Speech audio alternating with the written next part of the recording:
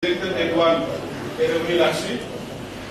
60% de taille de marché, un État membre de la CEDEAO, censé mettre en œuvre les politiques et les respecter, mais qui semble aussi être dans certains domaines une contrainte pour certains États ou pour certains acteurs du secteur privé.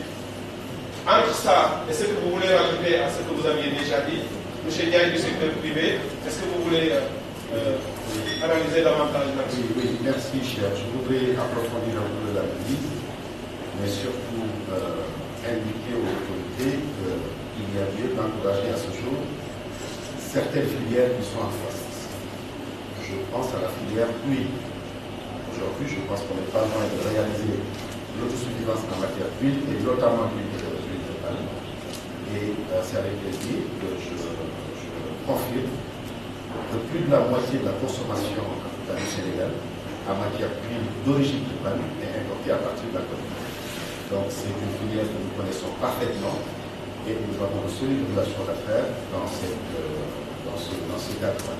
C'est également dans la filière ciment. Au Sénégal, je pense que nous avons aujourd'hui pas moins de 3 cimenteries. L'offre de ciment est suffisamment compétitive pour que le surplus de production soit réexporté dans la sous-région.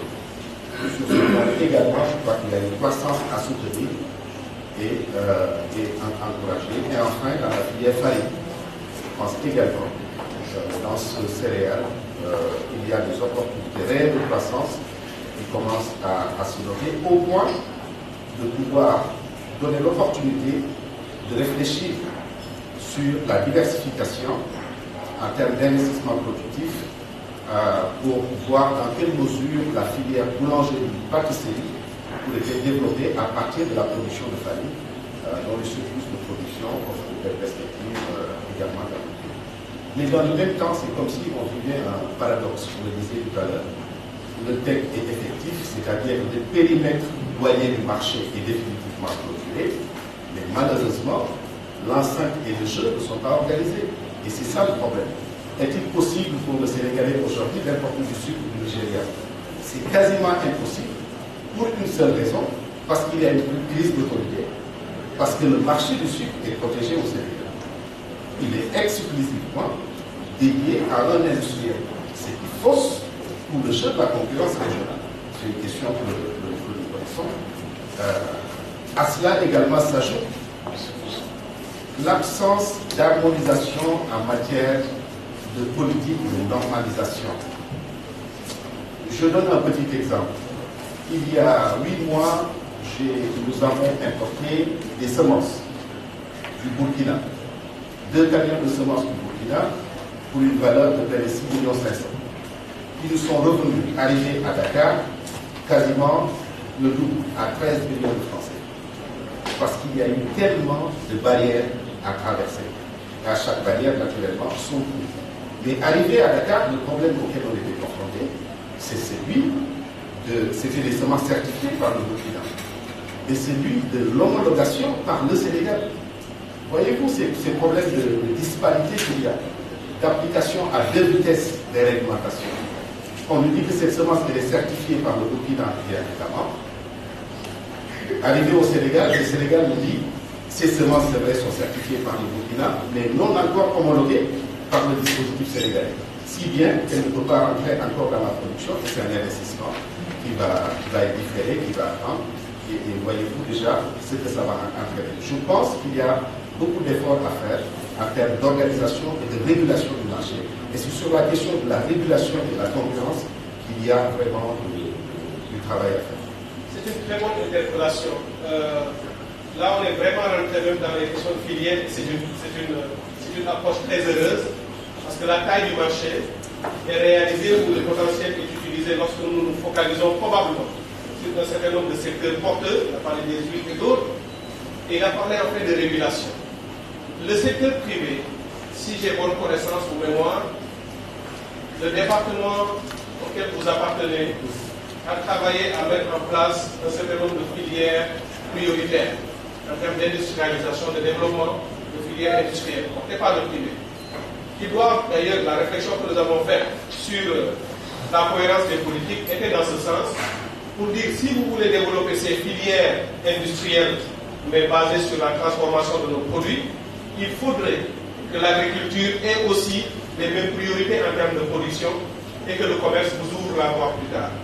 En partant de ce qu'il vient de dire, est-ce que l'analyse que vous êtes en train de faire sur justement ces filières prioritaires, où on a un embryon d'industrialisation, mais plus que ça d'ailleurs, il y a de grandes entreprises qui se sont installées dans la région, dans ces secteurs, est-ce que ça suit ce que vous faites en termes de réflexion, ça suit la tendance ouverte par le secteur privé régional? Oui, la réflexion en cours vise pour la certification des produits. Et nous sommes en train de mettre en place des infrastructures régionales en termes de normalisation. Parce que ce que l'on constate quand on prend la filière fruits et légumes, le marché est demandeur, le marché européen de façon générale. Il y a un potentiel formidable qui existe. Et comment y accéder à ce marché si la question des normes et des qualités, la norme et qualité n'est pas réglée? Aujourd'hui, on a tendance à mettre en place des structures régionales. Quand même en Côte d'Ivoire ici, il y a une structure qui procède à la certification des produits agricoles. Et nous avons tendance à faire en sorte que cette structure puisse intervenir dans deux états. Parce que ces fruits et légumes aujourd'hui doivent être exportés.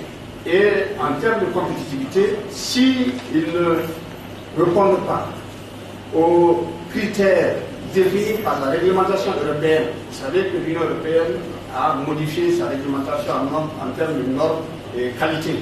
Et en 2019, ces nouvelles règles vont être mises en place. Ce qui suppose que notre région doit s'y préparer.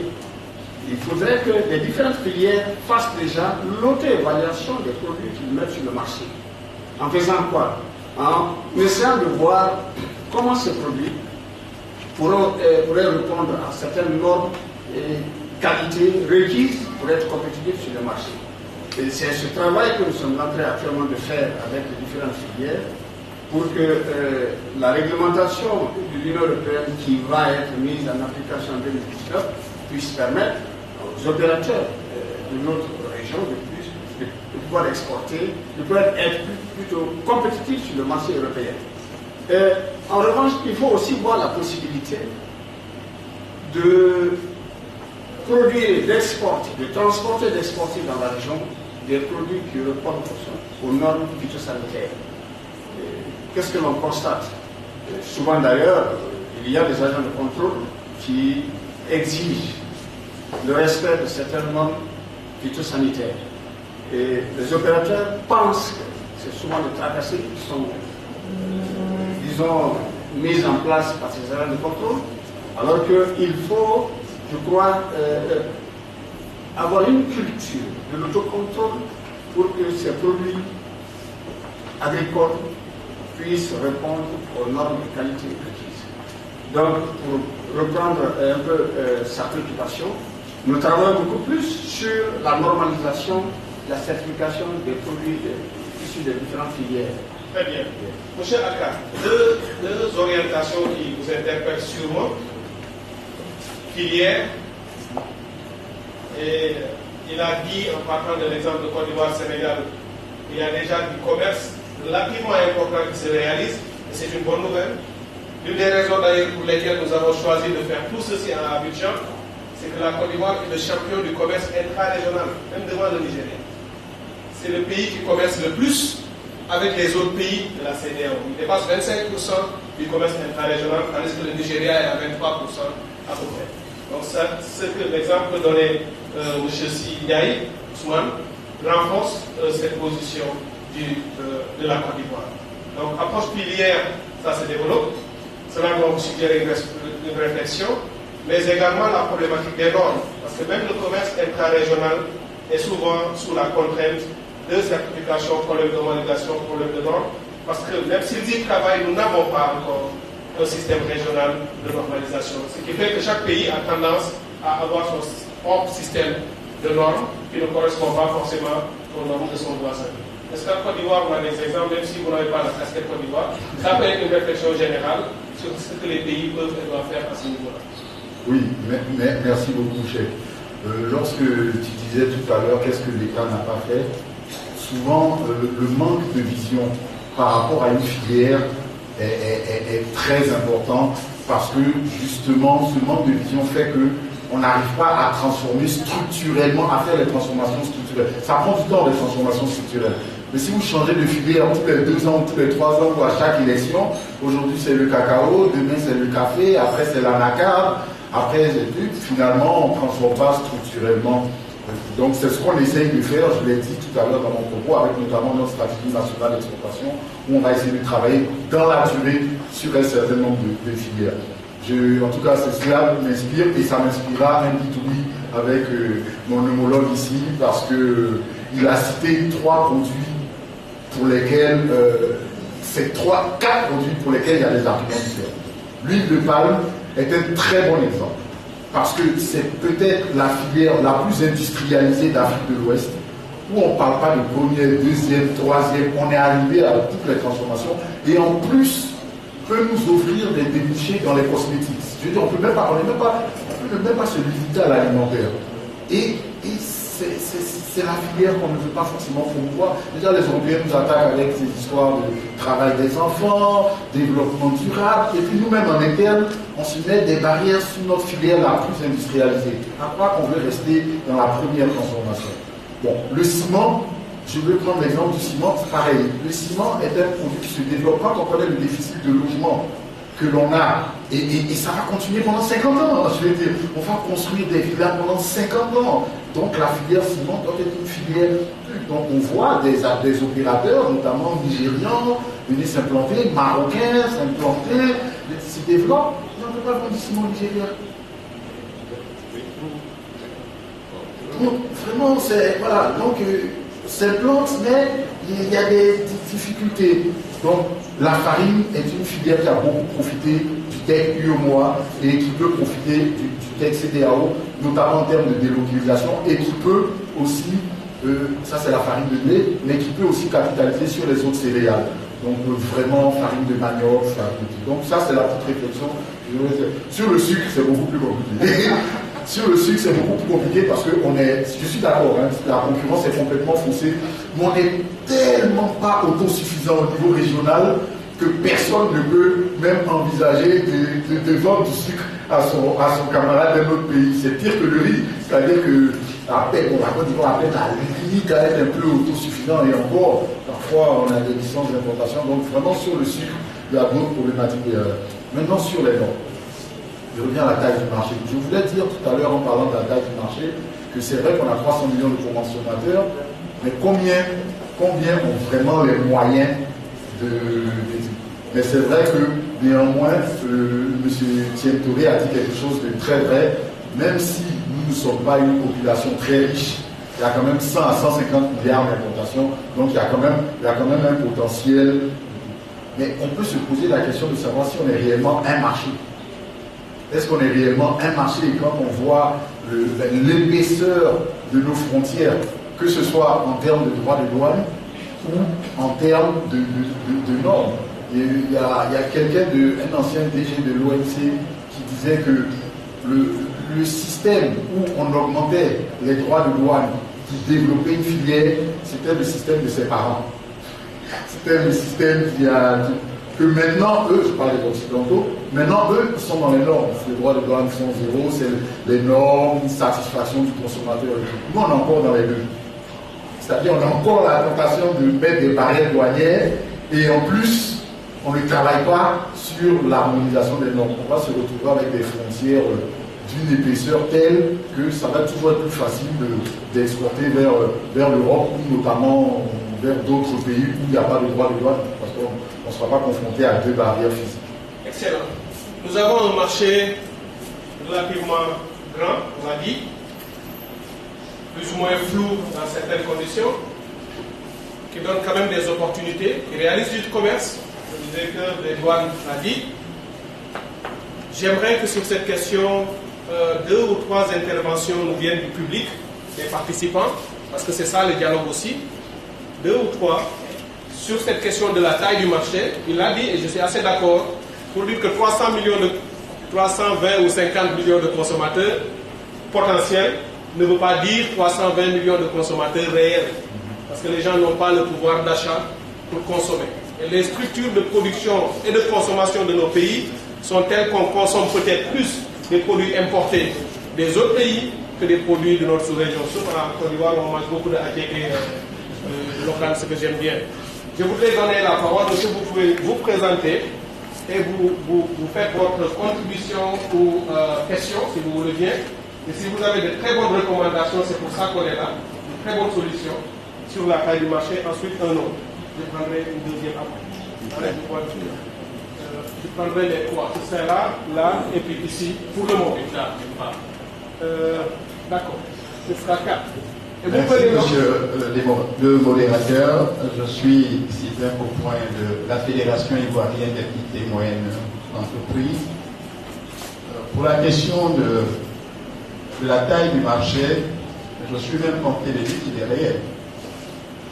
Il est réel parce que la réalité est que vous soyez riche ou pauvre, vous êtes appelé à consommer.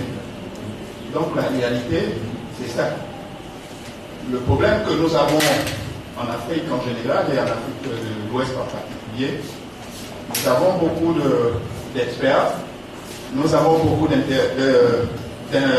d'intellectuels, nous restons un peu théoriques dans les démonstrations, des fois controversés par la politique que nous-mêmes nous appliquons, je ne sais dans quel intérêt.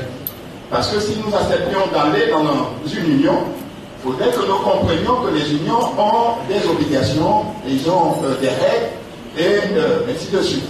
Malheureusement, nous avons des règles que nous ne pouvons pas appliquer.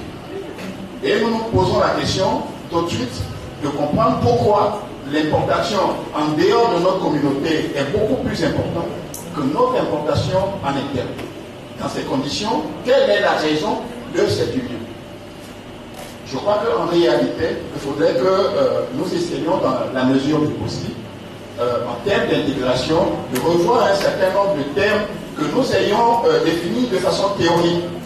Moi, je l'ai dit lors d'une conférence, la question de l'intégration ne doit pas être une définition théorique. Il faut que ce soit concret. Je suis heureux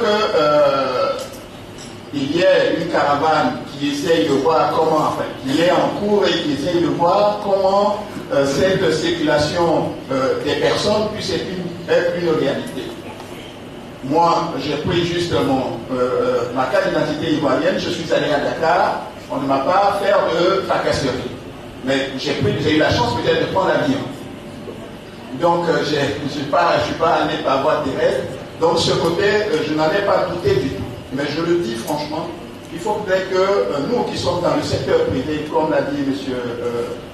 Diaye, il faudrait qu'il y ait un certain nombre de réalités que peut-être il va falloir que le politique prenne en compte, parce que si nous voulons nourrir les plus pauvres qui semblent ne pas entrer dans le marché en termes de consommateurs, il faut que nous comprenions que le commerce intra-régional doit être véritablement développé.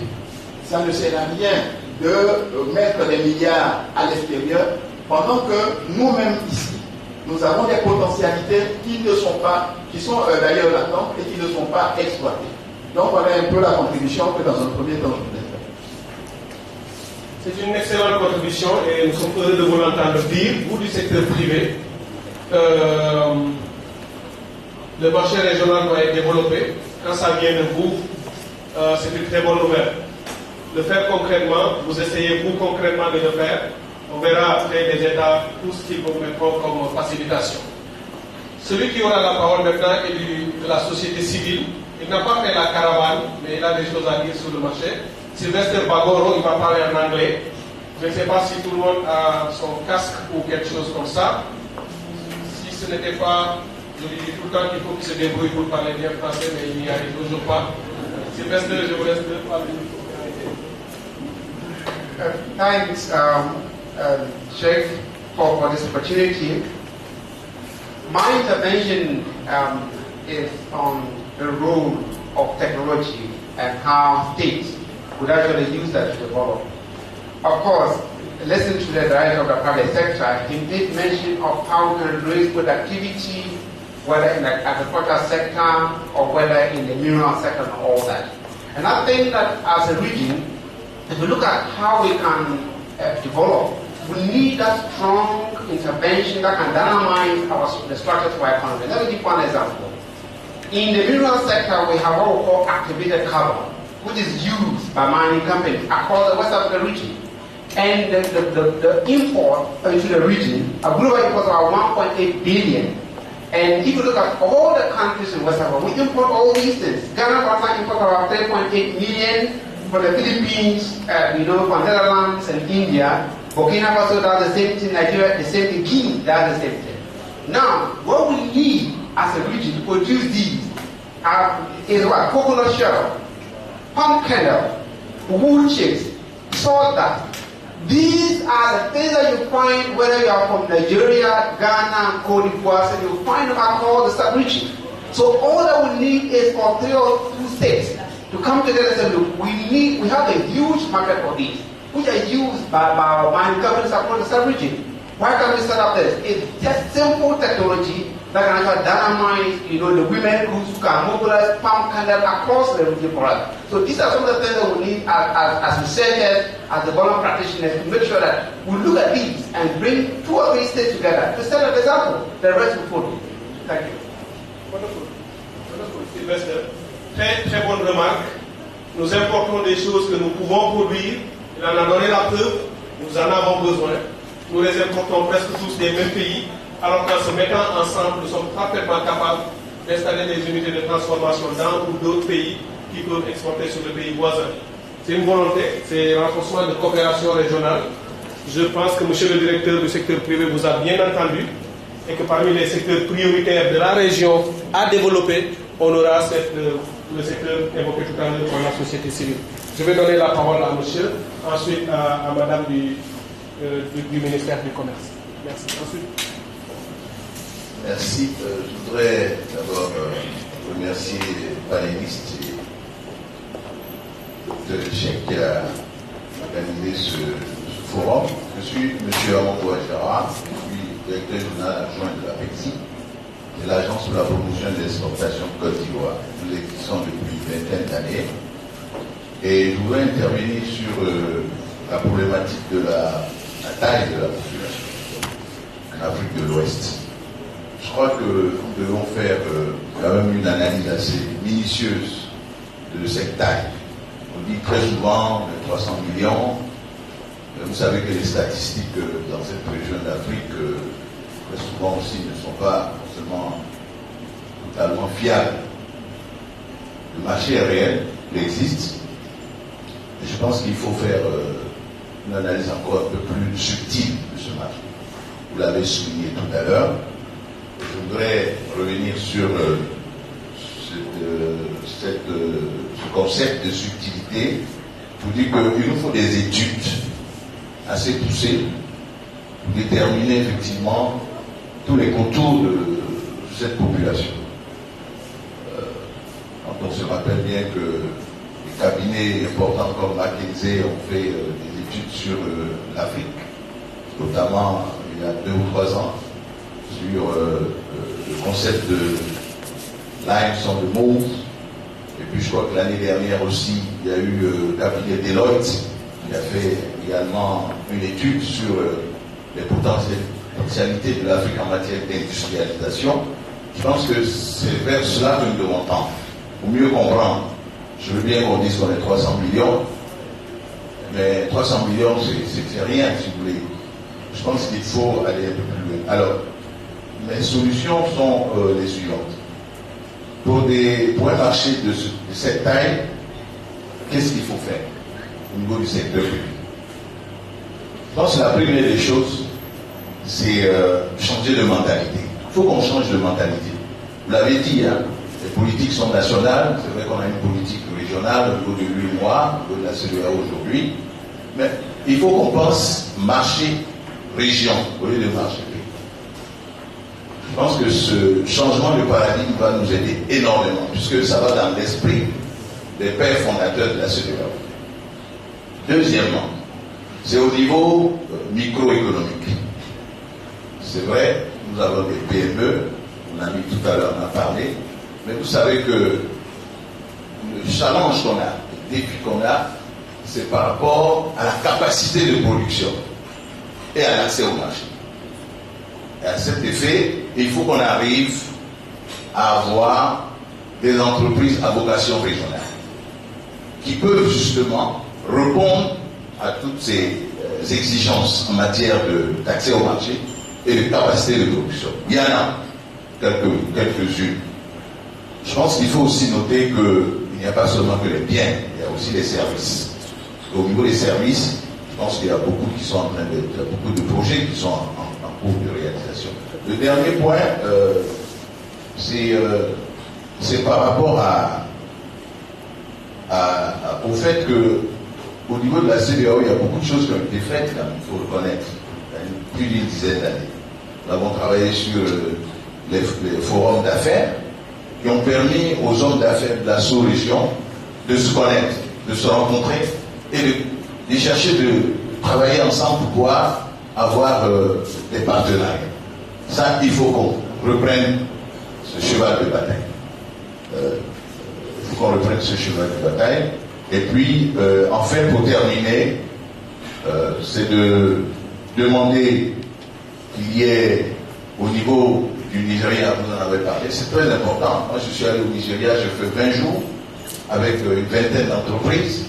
Ce n'était pas du tout évident, c'était la première fois que nous allons. Les autres pays hors Nigeria ne font pas cet effort-là. Il faut qu'il y ait ces genres d'initiatives pour qu'on puisse pénétrer, je peux dire ici, le secret du Nigeria. Parce que, et là je termine, pour revenir à la première intervention que j'avais faite, au niveau de la subtilité. Est-ce qu'aujourd'hui, on peut nous dire, nous qui êtes au centre, est-ce qu'aujourd'hui, on peut nous dire qu'on a les statistiques des échanges entre les pays hors Nigeria, sur le Nigeria, au niveau des filières, au niveau des produits, est-ce qu'on peut nous le dire? Parce que c'est ça qui va nous permettre de répondre à la question de tout à l'heure, qui disait qu'effectivement, on sent aussi que le Nigeria ne joue pas son rôle en tant que pays phare. Il doit exporter dans la sous-région au lieu d'importer seulement à l'échelle internationale. Excellent. Voilà ce que je voulais dire au niveau de l'APEXI. Je vous remercie. Merci beaucoup au directeur général adjoint de l'APEXI. Très bonne remarque, y compris sur ce qu'il a dit sur le Nigeria. Et je pense qu'on en a beaucoup parlé. On reviendra sur cette question en abordant le schéma de libéralisation des échanges. L'un des problèmes que nous sommes en train d'essayer de résoudre à CEDEAO en tête, c'est de pouvoir documenter le commerce réalisé dans le cadre du schéma de libéralisation. On l'a appliqué, on n'arrive pas encore à dire qu'est-ce que nous avons pu faire comme commerce intra-régional par les entreprises agréées au schéma de libéralisation et qui exportent ou importent sur le marché régional. C'est une des propositions qui sont déjà sur la table. Nous pourrons certainement les approfondir plus tard pour en tirer quelque chose et appliquer cela. Dernière, on reviendra sur une autre round après, mais là j'aimerais prendre la dernière avant de revenir à la table et après on va faire la deuxième question, mais vous pourrez prendre la parole après. Allô? 2 minutes s'il vous plaît, au maximum. Merci pour la parole. Alors, sur cette thématique, je souhaiterais poser 3 questions. Quels produits? Quel appui? Quelles informations? Quels produits? Comme l'a dit le prédécesseur, il faut que nous changions de mentalité.